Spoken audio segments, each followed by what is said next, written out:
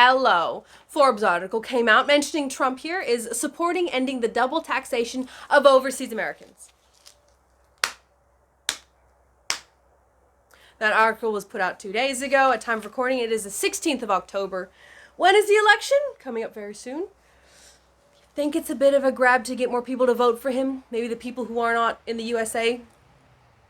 Yes. I do like the idea of this policy. I do like it. But reality? Come on. Support ending the double taxation. He supports it. But this is the U.S. tax system we're dealing with, the U.S. government. It's a gargantuan beast. So maybe you can lower it, but getting rid of it? No, I'm not really confident in that. The reason why I'm attracted to this is because I lived overseas many years. I've only really been in the USA past 3 years that I've just really lived. Prior to that, I was in Australia. I'm a dual citizenship, Aussie and American, yes. When I was 3, that's when my family said, well, we had enough of the USA, going to go to Australia, and stayed there. So, I was exposed to this quote-unquote double taxation. I never made enough to actually pay the U.S. government, but it was an invasive process. And this article really cuts in there. Here they have it where, actually, this is from Forbes. The original one came from the Wall Street Journal, which I don't have access to, so that's why I took the Forbes one. Here it says, ACA, Americans that live abroad. What, ACA, American citizens abroad. Of course, they have this quote, which I completely agree with. Often, the compliance costs for filing tax returns can far exceed the actual taxes that Americans owe. It makes it extremely difficult and complex to file, and it also limits the ability of a lot of Americans to invest and live when they are overseas. I 100% agree with that. If you're unaware, at least growing up overseas, I went, I'm going to go renew my passport. When I did that, they said, hey, where's your taxes? And I went, Aussie ones? No, your American ones. I go, what? Why? Why would I need to do that? And they said, well, in the fine print, very fine print, somewhere in the documents there, which I did not read, it was told to me, you must report on your worldwide income to Uncle Sam in order to retain your U.S. passport. What? But I live here in Australia. I've been here for over 20-something years. I've got nothing going in the USA. There's no business, no nothing. Why? All because I was born on U.S. soil. Which goes back to that previous video, if you could actually hear me. Thanks for the feedback, everybody. I'm just going to yell at the camera now. If you couldn't hear, Trump about 2 months ago was saying, we can end birthright citizenship. And I went, I kind of like that idea. Because where do you pick where you're born? You don't. I didn't pick my parents. I didn't pick where I was born. I just, boom, here I am. Huzzah! It just seems crazy. And I'm 98% sure that the USA is the only country that taxes your income worldwide. So maybe if I move to the moon, I might not get taxed. But hey, who knows? I don't want to mess with the IRS in that instance. So, yes. Here we go.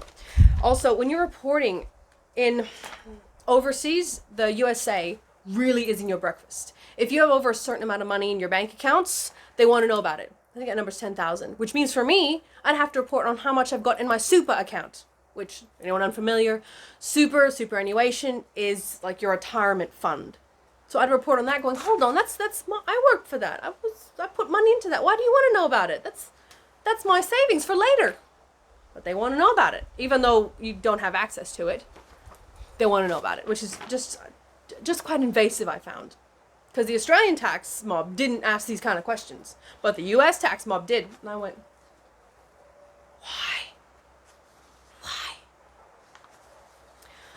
I also had to write this down because I thought, why am I looking at this here? And they're saying Americans living overseas, and the word expat came out. Expat means expatriate, which I looked up the definition. A person who lives outside of their native country. Now, that seems kind of like a subjective question because my native country, I'd say Australia. I'm most comfortable there. I know people. It's home. It's where I grew up. That's what I'd call my native country.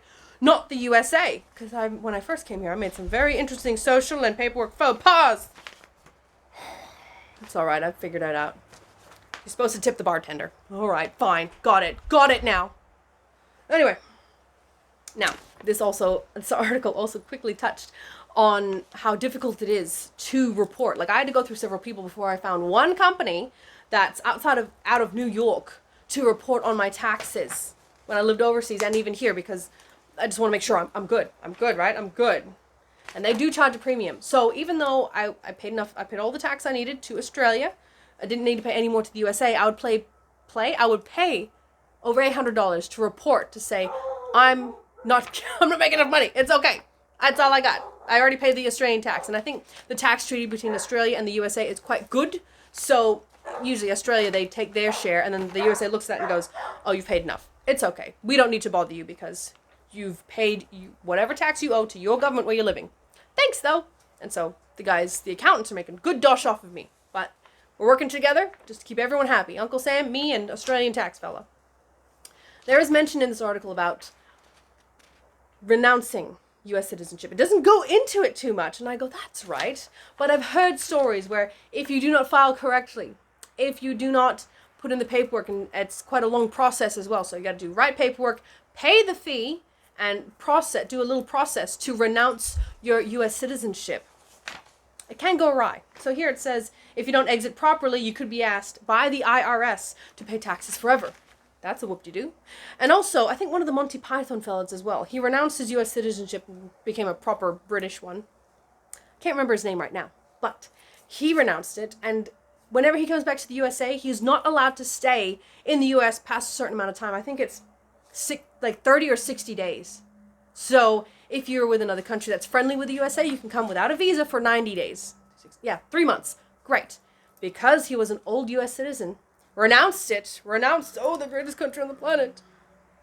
He's being penalized for potentially coming home to see family, maybe hang out with people, go for a tour. He just, nope. You left us. Nope. It sounds like a terrible breakup. So, or people like me, that's why I'm trying out the USA Live. See what's going on here. So I'm just sitting here going, so do I just retain the U.S. citizen and to report every year? Or is it potentially worthwhile? Or if it is quite intensive and expensive, it might not even be worthwhile to renounce U.S. citizenship.